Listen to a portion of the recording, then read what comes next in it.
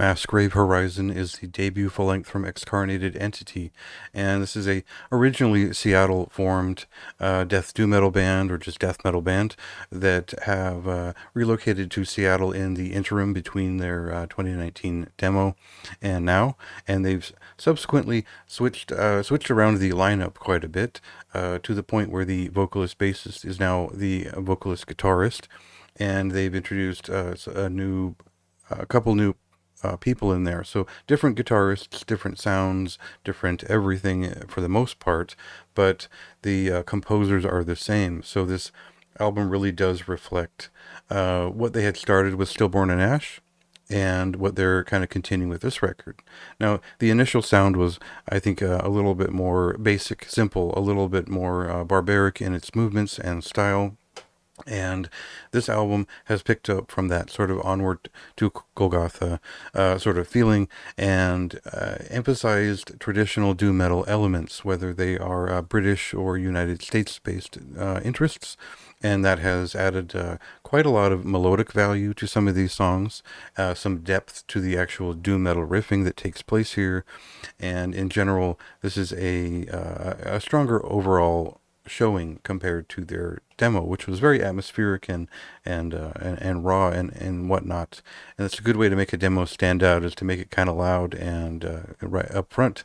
But this is a much more depth-ridden event, and probably a bit different for anyone expecting their original sound, which was, again, slightly different. So let's step into a song here to see where they're kind of at their best.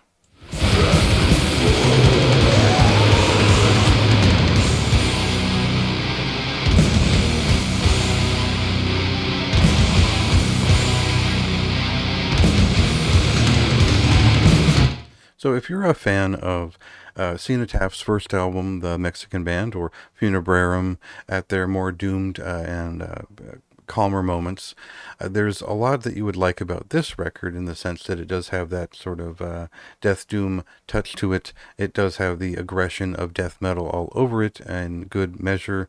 And one of my favorite death metal bands of all time is Gormant's, their debut.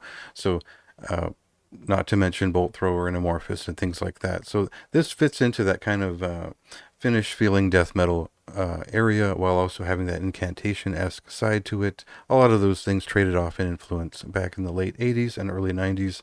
So that's kind of where we're at with this record.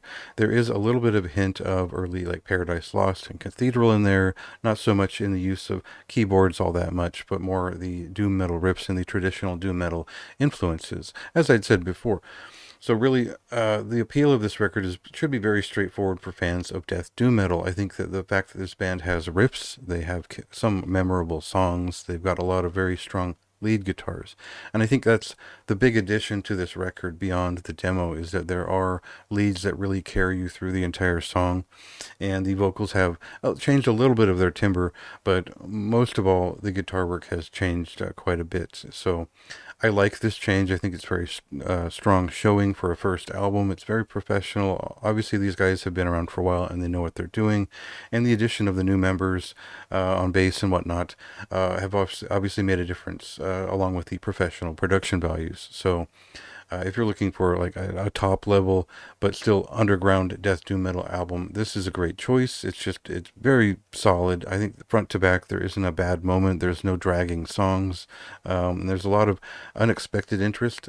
I wouldn't have expected from a band that seems so straightforward on their demo. So check that out if you're curious. It is one of the stronger death metal records of the month, amidst many, of course. But check out my thoughts in the written review, and go ahead and listen to it now. It's out.